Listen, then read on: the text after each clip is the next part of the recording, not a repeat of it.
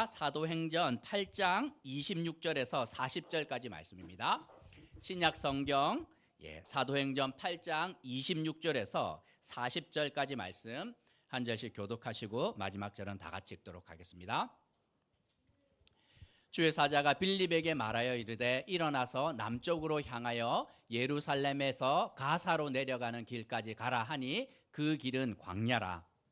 일어나 가서 보니 에디오피아 사람 곧 에디오피아 여왕 간닥의 모든 국고를 맡은 관리인 내시가 예배하러 예루살렘에 왔다가 돌아가는데 수레를 타고 선지자 이사야의 글을 읽더라.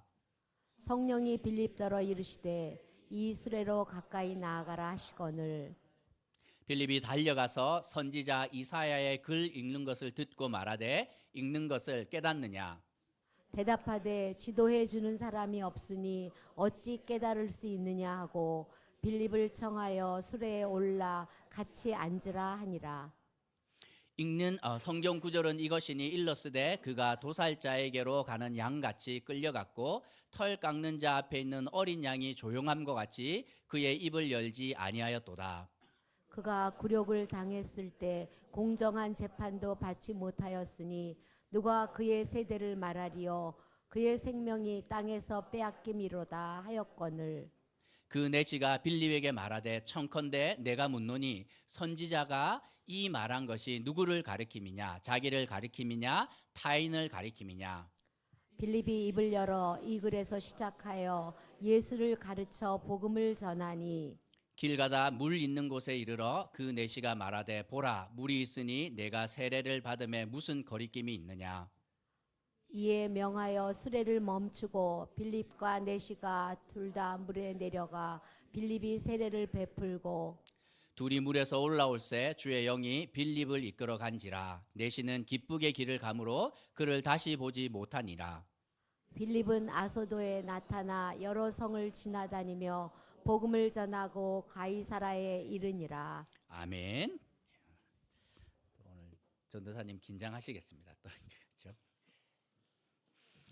매년 연말이 되면 이제 각종 통계 자료가 나옵니다. 한 해 동안 어떤 일이 있었는지 이렇게 보는데 서점도 마찬가지입니다. 2023년 한 해 베스트셀러 1, 2위, 3위가 다 자기 개발서입니다. 무엇을 의미합니까? 세상이 너무 불안하기 때문에 날 돌봐주는 사람이 아무도 없으니 나 스스로 개발하겠다 하는 의미 아니겠습니까? 그런데 제가 2011년 한번 통계를 보니 2011년 가장 많이 팔린 책의 제목은 아프니까 청춘이다입니다. 아마 이때부터 청춘들이 아프기 시작했던 것 같아요. 그 전까지 청춘이라 말하면 돌도 소화시키고 철도 씹어 삼키는 사람들의 대명사가 청춘이었는데 2011년부터 이제 청춘은 그렇게 못합니다. 아프게 되지요. 그런데 이 아픈 청춘들이 어디에서 답을 찾았냐면 이 책 판매 2위가 뭐냐면 정의란 무엇인가. 하버드 교수 보면서 멘토를 막 찾기 시작을 해요. 국가도 소망이 없고 뭐 소망이 하나도 없는데 내 인생을 이끌어줄 멘토를 찾으면 소망이 있겠다. 10위권 안에 든 책 가운데 하나가 시골 의사 박경철 있습니다. 보면 이 사람은 혹시나 내 길을 인도할 수 있을까 하며 수많은 곳에서 내 길을 인도해 줄 만한 사람들을 이 아픈 청춘들이 찾게 됩니다. 출판계는 앞다투어서 이 청춘들을 인도해 줄 만한 사람들을 소개했는데 그게 바로 멘토입니다. 멘토. 그때부터 멘토라는 단어가 우리 사회 구석구석에서도 나타나고 학생은 말할 것도 없고 사업하는 분도 이 TV 연예 프로에서도 심지어 목사님들조차도 멘토를 찾아서 이렇게 막 나서는 사회가 되었습니다. 무엇을 의미합니까? 성경처럼 목자 없는 양과 같은 양만 내버려둔 그런 세상이 되어간다 하는 것입니다. 우리 사회는 쉴 만한 물가로 푸른 초장으로 인도해줄 참된 목자를 찾기가 너무나 힘들고 눈을 뜨면 사꾼 목자만 즐비한 세상이 되었다 성경은 말씀하고 있습니다. 2011년으로부터 10년이 훨씬 더 지났지만 상황이 나아졌습니까? 뭐 이렇게 더 나빠진 것 같아요. 이 돌아보아도 내 인생을 올바른 곳으로 인도해 줄 사람 찾기가 쉽지 않은 것이 우리 세상임을 알 수 있습니다. 우리는 오늘 본문에서 빌립 집사님을 다시 만날 수 있는데, 이 집사님은 여전히 역동적인 삶을 살아가고 있는데 그의 삶의 중심에 무엇이 있는지 함께 묵상하며 교훈을 얻으려고 합니다. 빌립은 원래 예루살렘 교회의 집사였는데 같이 안수받았던 스데반 집사님이 아주 비참하게 죽습니다. 돌에 맞아서 죽었고, 그 죽음으로 끝난 것이 아니라 그 죽음 이후에 예루살렘 교회를 향한 극심한 핍박이 있었는데 주로 해외파 성도들을 향하여 핍박이 있었습니다. 빌립은 더 이상 견딜 수 없어서 어디든 가야 됐는데 많은 사람들이 이곳으로 저곳으로 뿔뿔이 흩어졌고, 빌립은 사마리아 땅으로 갑니다. 사마리아 땅은 저주받은 땅이었지만 거기서 빌립은 놀라운 경험을 합니다. 마술사 시몬이 지배하고 있었고, 그 마술에 사로잡혀 있었던 많은 사마리아 사람들이 하나님의 말씀을 통해서 세례를 받고 이 정말 하나님께로 돌아오는 놀라운 역사가 일어납니다. 사마리아 땅에 부흥이 일어났다는 뜻입니다. 어느 정도로? 약한 예루살렘 교회에 있었던 것의 100분의 1 정도가 아니라 똑같은 수준의 이 은혜를 경험합니다. 이제 빌립 집사님이 뭘 하면 됩니까? 이 사마리아 사람들의 믿음이 흔들리지 않도록 교회도 세우고 성경학교도 세우고 조직을 구성하고 이렇게 하면 되지 않습니까? 베드로처럼 설교하면 막 3,000명, 5,000명이 어쩌면 돌아올 수 있는데 사마리아에서 할 일이 참 많았을 것입니다. 사역하면서 제일 재미있는 순간입니다. 설교하고 전도하고 이렇게 섬겼는데 사람들이 영적으로 반응할 때 목사가 막 신이 나지요. 그런데 바로 그 순간 26절에서 하나님은 말씀합니다. 주의 사자가 빌립에게 말하여 이르되, 뭐라고 말씀하십니까? 빌립 집사님, 때가 되었으니 사마리아의 땅을 좀 삽시다. 이렇게 하면 이해가 될 텐데 그런 말씀 안 하시고, 일어나 향하여 예루살렘에서 가사로 내려가는 길까지 가라, 이렇게 말씀합니다.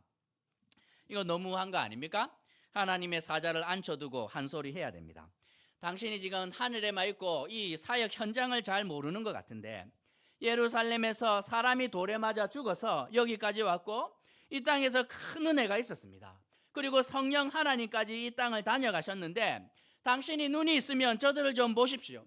영적으로 이제 갓 태어난 어린아이 같아서 도움이 많이 필요하고 손이 많이 필요한데 이 사람들을 두고 어디로 가라는 말입니까?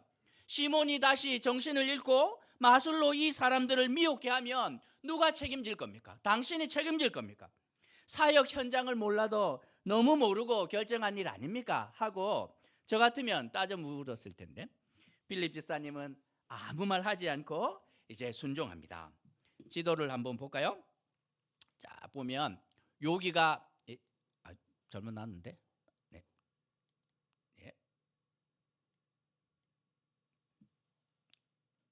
여기가 예루살렘입니다. 여기가 예루살렘이고, 예루살렘에서 핍박을 당하자 사마리아로 갑니다. 사마리아로 갔는데 사마리아에서 큰 은혜를 경험을 하지요. 그런데 이제 보면 어디로 가라 그러냐면 요 길을 따라서 쭉 내려가면 여기입니다. 여기. 이제 여기가 이제 가사라는 곳으로 가는 길이었는데 보면 이제 상당히 먼 길이에요. 여기까지 내려가라 이렇게 말씀합니다. 가까운 곳도 아니고 사마리아의 옆 마을로 가라 이렇게 하는 것도 아니고 완전히 다른 동네로 내려가라 이렇게 말하는데, 저 파란색 저 지점은 길입니다. 길. 그냥 이렇게 그 무역을 하는 사람들이 왔다 갔다 하는 길이라서 상주하는 사람이 없어요. 목사가 어디 가야 되면 사람들이 있는 마을로 가야 되는데 하나님께서 이 조목사 저쪽 국도 7번 국도 뭐 길가에 서 있어라 이렇게 하면 갔는데 아무도 없습니다. 아무도 없어. 어쩌라는 말입니까 여기서? 그런데 놀랍게도 빌립 집사님은 천사의 말에 순종하며 허허벌판 길 한가운데로 나아가게 됩니다. 보면 조금 이따가 보겠지만 누구를 만나게 되지요? 이 27절에서 빌립은 하나님의 천사가 전한 말을 듣고 일어나 그 지시한 땅으로 갑니다. 그 지시한 땅으로 갔는데 거기에서 놀랍게도 한 사람을 만납니다.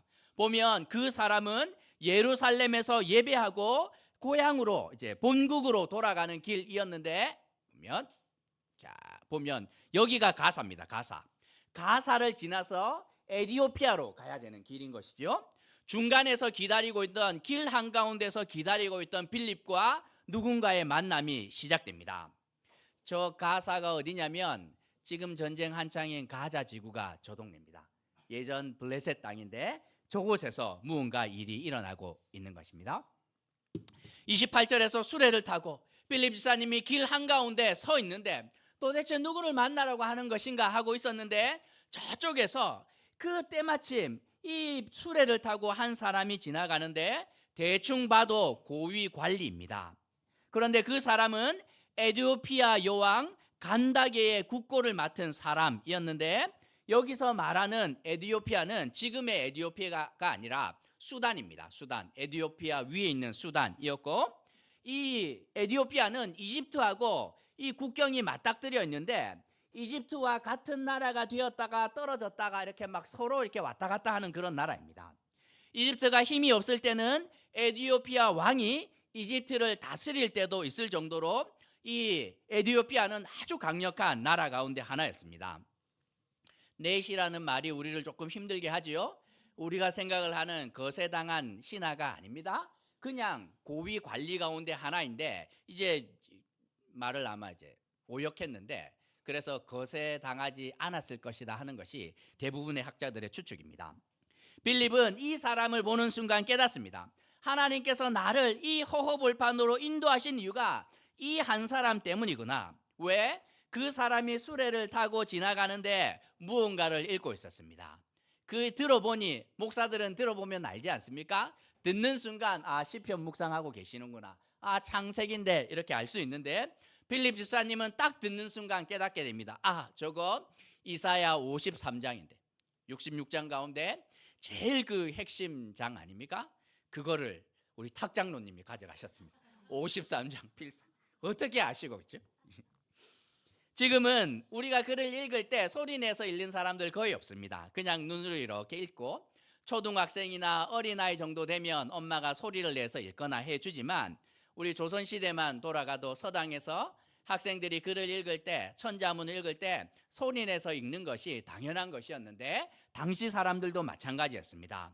큰 소리로 소리를 내어 읽으면서 묵상하는 것이 그들의 읽는 방법이었는데 귀로 다 들립니다. 저 사람이겠구나 싶었는데 29절에서 성령 하나님이 빌립에게 말씀합니다. 수레로 가까이 가라. 확신하지요? 그래, 이 사람이구나. 그래서 30절에서 빌립은 수레에 다가가서 말합니다. 선생님, 성경을 읽고 있는 것 같은데 혹시 무슨 뜻인지 이해하고 있습니까? 물어봅니다.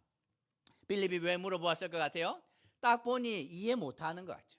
보면 압니다. 목사가 이렇게 막 매일 성경 가지고 묵상하는데 막 이해가 안 돼서 막 매지게 하고 있는 학생들을 볼 때 가서 이렇게 한 소리 합니다. 야, 이해가 되나? 목사님 전혀 모르겠는데요. 앉아봐라 하고 제가 이제 한수 하는데 빌립은 딱 보는 순간 이 사람이 이사야 53장을 읽고는 있지만 해결되지 않아서 힘들어하는 모습을 보았고 가서 물어봅니다. 어쩌면 무례하게 들리는 이 빌립의 질문에 이 사람은 31절에서 대답하는데 지도해 주는 사람이 없으니 어찌 깨달을 수 있겠습니까? 이렇게 대답합니다. 그리고 빌립을 청하여 자신의 수레에 태웁니다. 이 에티오피아 사람도 보통이 아닙니다. 보는 순간 이 사람은 알고 있기 때문에 나에게 질문을 하는구나 하고 자기의 수레로 초청하고 있습니다. 에티오피아 사람은 이 이사야 53장 중에서도 특별히 32절과 33절 9절이 이해되지 않았는데 성경의 주인공이 자신이 죽을 것을 알면서도 아무런 저항이 없습니다. 죽음이 임박하면 소리를 지르거나 다양한 방법으로 저항을 하는 것이 상식적인 반응일 텐데 이 주인공은 자신의 죽음을 알고 있지만 마치 도살장에 끌려가는 어린 양처럼 털 깎는 자 앞에서 잠잠한 어린 양처럼 아무런 저항이 없습니다. 더 웃긴 거는 이 주인공이 살아가는 세상인데 한 사람이 죽음에 처하면 우리는 물어야 되지 않습니까? 왜 이 사람을 죽여야 됩니까? 이유가 무엇입니까? 하고 공정한 재판을 진행한 다음에 죄를 따져 물은 다음에 형을 집행해야 되는데 아무도 이 사람에게 공정한 재판을 진행하지 않습니다. 그런데도 이 사람은 그 죽음을 아무렇지도 않게 담담히 받아들이고 있는데 이 에티오피아 관리는 이해가 되지 않습니다. 주인공은 딱 봐도 평민은 아닌 것 같고 내가 봐도 신적인 능력을 가진 것 같은데 자신의 능력을 쓰지 않는 것이 참 이상하고 사람들이 이 사람을 만만하게 보는 것은 더 이상하며 이 대단한 분의 아버지는 더 대단한 분인 듯한데 그분이 침묵하시는 것은 더 이해가 되지 않습니다. 그러니 이 고난받는 종의 정체가 무엇인지 궁금해서 미칠 지경이었습니다. 왜 이 사람이 이 말씀이 궁금했을까요? 상식적인 왕실에서는 이해할 수 없는 일이기 때문입니다. 에티오피아 왕실에 있었던 이 사람은 눈을 뜨면 대하는 것이 에티오피아 여왕을 봅니다. 에티오피아 왕은 이제 정치에 관여하지 않습니다. 왜냐하면 에티오피아 왕은 신이라 여겼기 때문에 땅에 속한 그런 일은 맡기지 않습니다. 당신이 신인데 어찌 정치, 경제, 문화 이런 아래 것들에게 시키십시오. 당신은 신입니다 하고 그에게 이렇게 정치를 맡기지 않아요. 그러면 누가 정치를 하냐면 왕의 어머니 테우가 합니다. 그 테우를 향하여 사람들이 뭐라고 부르냐면 간다게라고 부릅니다. 이집트 왕들을 향하여 파라오라고 부르는 것처럼 에티오피아의 테우를 향하여 부르는 호칭이 간다게였는데 실권을 잡은 그 절대적인 권력을 잡은 간다게 옆에서 국고성을 담당하는 사람이 에티오피아 관원이었습니다. 우리나라에도 많은 이렇게 장관들, 부서들 있지 않습니까? 그런데 뭐 교육부 장관 이렇게 죄송합니다. 그런 거 해봐야 사실은 뭐 실권이 별로 없어요. 뭐 해양수산부 뭐 어디가 제일 큰 권력을 갖고 있습니까? 기획재정부, 그렇죠? 모든 것들을 결정하기 때문에 사실은 실권이 거기 있는데 간다게 옆에서 그것을 맡은 사람이 이 사람이라고 생각하면 됩니다. 이 보면 이 사람이 답답한 것이죠. 왜냐하면 이 너무 답답한 것이에요. 이 보면 자기가 볼 때 여왕이 가장 사랑하는 존재가 자기의 아들입니다. 그런데 이 아들을 백성을 위하여 험지에 보낸다 할 수 있어요. 그거는 필요하면 할 수 있는데 그러면 험지에 보내서 이렇게 죽임을 맞이하도록 한다. 너무 힘든 일이지만 백성을 위해서 어쩌면 할 수는 있는데 그런데 그 백성이 그 귀한 헌신을 모르고 비난하고 업신여긴다. 그러면 어떻게 됩니까? 그 마을은 불받아내는 것이에요.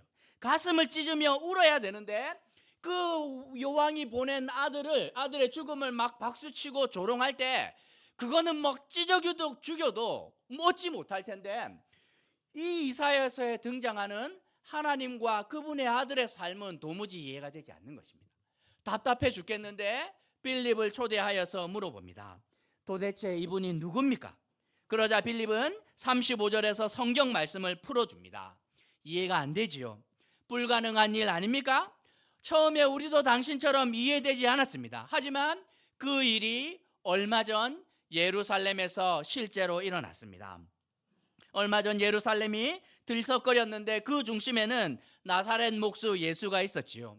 3년 동안 그분을 통해 일어난 수많은 기적을 보면서 많은 사람은 그분이 인간이 아니라 하나님의 아들, 참 하나님의 아들임을 알았습니다. 그런데 그 능력 많으신 분이 어느 날 털 깎는 자 앞에서 잠잠한 어린 양처럼 십자가의 죽음을 당하시면서 세상의 모든 죄를 자신이 가져가겠다 이렇게 하며 죽임을 당했는데 그때는 하늘도 침묵하고 더 놀라운 것은 그분은 죽었다가 3일 만에 부활했을 뿐만 아니라 하늘로 승천했으며 그 이후 예수를 믿는 모든 자에게 능력이 되었습니다. 사실 저는 지금 길가에 서 있지만 얼마 전까지만 해도 이 저주받은 땅 사마리아에 있었는데 함께 안수받은 집사가 돌에 맞아 죽는 순간 우리는 모든 것이 끝난 것이라 생각을 했지만 오히려 저주받은 땅, 도망갔던 그 땅에서 사람들이 자기 죄를 회개하고 세례를 받는 놀라운 일이 일어났고 그 가운데 갑자기 하나님이 여기로 가라 해서 제가 급하게 왔는데 마침 광야에서 당신을 만난 것입니다 하고 그 모든 과정들을 설명하고 간증하고 있는 것입니다. 빌립이 전한 말을 듣고 에티오피아 관리는 이제 모든 것이 해소되었습니다. 도무지 왕실에서는 일어날 수 없는 그 일이 하늘과 땅에서 일어났는데 이러면 충분하다 하고 36절에서 빌립 집사님에게 요청합니다. 집사님, 물이 저기 있으니 제가 세례받지 못할 이유가 없지 않을까요? 빌립이 대답합니다. 당연하지요. 그리고 38절에서 수레를 멈추고 두 사람은 물로 내려가 세례를 베풀었고, 세례와 함께 37절에서 에티오피아 관리는 성령이 주시는 큰 기쁨을 경험하였다 말씀하고 있습니다. 이제 빌립은 뭐 하면 됩니까? 하나님의 인도하심이 이거였구나. 하나님은 큰 그림 갖고 계셨는데 사마리아의 땅 은혜가 있었지만 급하게 이리로 보낸 이유는 이제 나의 사역지는 에티오피아구나. 국고성 담당인데 얼마나 든든합니까? 이집트 총리 요셉과 같은 역할을 이 사람이 하겠구나. 내가 이 사람 옆에서 땅끝이라고 여겨지는 에티오피아 땅, 주님 제가 당신께 돌려드리겠습니다. 뭐 이제 그거 못할 거 뭐 있습니까? 생각할 뻔한데 하나님의 뜻은 참으로 놀랐습니다. 이 짧은 만남이 처음이자 끝이었기 때문입니다. 39절에서 에티오피아 관리에게 세례를 준 빌립은 하나님께서 또 다른 곳으로 데려가십니다. 어디로 데려가시냐면 아소도라는 이곳으로 데려가시게 되는데, 여기는 아스돗이라는 곳입니다. 보면 여기에서 만났다가 이제 에티오피아 관리는 길을 타고 이렇게 본국으로 내려가고, 이제 저 위쪽에 있는 아소도로 가서 어디로 요 길을 따라 갔다가 이제 요 대로를 따라 최종 종착지는 가이사까지 지나가게 되는데, 해안을 따라 이렇게 이제 이동합니다. 보면 예쁘겠지요? 지중해 연안이니 그동안 수고했기 때문에 휴가를 주는 겁니까? 그렇지 않습니다. 저 길을 따라 올라가면 블레셋의 주요 도시가 저기 다 있습니다. 5개의 주요 도시가 있는데 가사는 이미 망했고, 나머지 4개의 주요 도시가 있는데 아스글론, 아스돗, 뭐 그다음에 2개가 더 있는데 기억이 안 나네. 에그론하고 하나 더 있습니다. 이 보면 이제 거기 올라가면 블레셋의 이제 주요한 도시들이 저 해안을 따라 있는데, 그곳을 다 찍고 가면서 이 제일 위에 가이사랴까지 올라가라 이렇게 말씀하는 것입니다. 이 빌립이 가야 되는 땅이 어디냐면 블레셋 땅입니다. 블레셋은 누구의 나라냐면 골리앗의 나라였고, 하나님의 법궤를 훔쳐간 민족이었고, 삼손의 머리털을 깎는 것으로 부족해서 잡아서 눈을 뽑았던 사람들이 블레셋 사람입니다. 보면 그리고 그 블레셋 땅으로 하나님은 빌립을 보내고 있습니다. 아스돗에서 시작을 하여 가이사랴에까지 갔는데 주요 4개 성읍들을 다 돌면서 이 하나님께서 빌립을 통해 하시기 원하는 일들이 있지 않았겠습니까? 성경은 그 여정에서 무슨 일이 일어났는지 기록하고 있지 않지만 우리는 알 수 있습니다. 거기에서는 갈 때마다 빌립이 만나야 하는 사람이 있었고, 그리고 빌립만이 할 수 있는 일이 있었기 때문입니다. 사마리아 성의 마술사 시몬처럼, 에티오피아의 고위 관리처럼 빌립을 통해 예수를 만나야 하는 영혼들이 있고, 빌립은 그들에게 세례를 주었을 것이라고 우리는 생각할 수 있습니다. 빌립은 결국 하나님의 말씀을 따라 아소도를 지나 블레셋 땅 전역을 지나서 약속의 자리까지 올라가고 있습니다. 오늘 말씀을 통해 2가지만 생각해 보려고 하는데, 먼저는 인도하시는 하나님입니다. 하나님이 가장 잘 하시는 일이 무엇이냐면 하나님의 백성들을 인도하시는 일입니다. 하나님은 아브라함을 인도하셨고 모세를 통해 이스라엘 백성을 인도하십니다. 반대로 하나님이 가장 힘들어하는 일이 무엇이냐면, 보면 인도받지 못하고 버려진 영혼들을 보는 것 주님이 견뎌하지 못합니다. 무리를 보시고 불쌍히 여기시니 이는 그들이 목자 없는 양과 같이 고생하여 기진함이라. 주님께서 보셨는데 이제 막 인도함을 받지 못하는 이 영혼들을 보자 불쌍히 여기는데, 여기서 불쌍히 여긴다 하는 단어는 그냥 창자가 끊어진다 하는 뜻입니다. 예전에는 잘 몰랐습니다. 그게 불쌍한 것인지 잘 몰라요. 아이들이 이렇게 막 길가에서 놀아도 뭐 놀이터 가지 저기서 노나 하고 갔는데, 결혼을 하고 육아를 해보니 큰 길가에 아이들이 있을 때마다 그냥 막 정신이 번쩍 듭니다. 쫓아가서 이렇게 붙들고 이 위험한 데 있으면 되나, 엄마 어딨노 물어보는 거예요. 저만 그렇습니까? 어머니들 다 그렇지 않습니까? 송 집사님처럼 이제 똑같은 아이들이 있는데 그러나 어린 아이들이 이게 뒤뚱뒤뚱하면서 찾길에 이렇게 있으면 달려가는 것이죠. 견디지 못합니다. 하나님이 제일 견디지 못한 것이 목자 없는 양처럼 어디로 가야 할지 알지 못해 힘들어하는 영혼들을 볼 때마다 주님은 견디지 못할 뿐만 아니라 주님이 가장 잘하는 일이 그들을 하나님께서 붙들고 약속의 자리로 인도하는 것, 하나님이 가장 잘 하시는 일이다, 성경은 말씀하고 있습니다. 함께 집사로 안수받았던 스데반이 돌에 맞아 죽어가는 비참한 죽음을 보며 빌립이 얼마나 고생하며 기진하였겠습니까? 어디로 가야 할지 알지 못할 때 하나님은 그를 사마리아의 땅으로 인도하셨고, 거기서 다시 광야에서 블레셋 땅으로 인도하시면서 빌립의 존재 이유를 찾을 수 있도록, 하나님이 함께 하실 때 어떤 일들이 일어나는지 하나님은 그의 인생을 인도하고 계십니다. 하나님은 빌립을 인도하셔서 무슨 일을 하고 있습니까? 길 잃은 양떼를 인도하게 하십니다. 사마리아에서는 마술에 사로잡혔던 많은 사람들을, 광야에서는 말씀을 읽어도 도무지 이해할 수 없는 사람을 하나님께로 인도하는 일 하고 있습니다. 이 땅에서 많은 사람들이 아픈 이유가 무엇입니까? 청춘들이 아픈 이유가 무엇이냐면 우리가 덜 배우고 덜 가졌기 때문이 아님을 알 수 있습니다. 그들이 찾아서 멘토를 만나면 해결될 것 같다 이렇게 말하는 것이죠. 인생의 길을 안내해 줄 한 사람을 만나면 내 인생의 아픔이 사라질 거라 이렇게 생각을 하는데 마찬가지입니다. 하나님을 만나야 해결되고 참된 인도자를 만나야 우리 인생에 소망이 허락되는데, 하나님은 인도하시는 분이라고 성경은 말씀하고 있습니다. 우리가 생각해야 되는 두 번째는 누구에게 이 하나님의 인도하심이 허락됩니까? 순종하는 자에게 허락됩니다. 빌립이 하나님의 인도함을 받았던 이유가 무엇이냐면 사마리아로 가야 할 때 순종했고, 거기에 더 있고 싶으나 광야로 떠나라 할 때 순종했기 때문에 그 일이 일어납니다. 선생님이 학생들을 제대로 인도하고 싶습니다.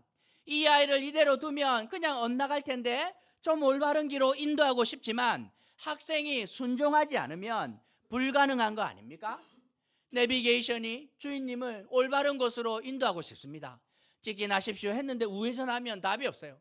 우회전하라 했는데 그냥 직진하면 이게 안 되는 거죠. 누구에게 하나님의 인도하심이 허락되냐면 순종하는 자에게 하나님의 인도하심이 허락된다 말씀합니다. 여러분 인생이 어디로 가고 있는지 분명하게 알고 계신다면 하나님의 인도하심 필요 없습니다. 제가 이제 한국 들어오기 전까지만 해도 제가 어디로 가는지 대충 보입니다. 신대원 가고 이제 한 몇 년 사역하면 이제 담임 목회 할 수 있겠지?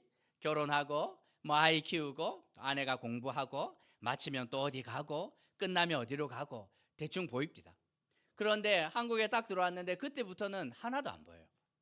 40이 되어 한국에 들어왔는데 불혹의 나이 시작되지 않았습니까? 불같은 유혹이 몰려오는데 얼마나 흔들린지. 자고 일어나도 앞길이 보이지 않습니다.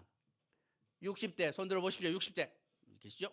인생이 보입니까? 어디로 가는지 알지 못해요. 우리 정권사님 그렇죠? 예. 아무도 몰라요. 시간이 지날수록 더 혼탁해지고 한치 앞도 알 수 없는 것이 우리의 인생 아니겠습니까? 욥의 고백이 무엇입니까?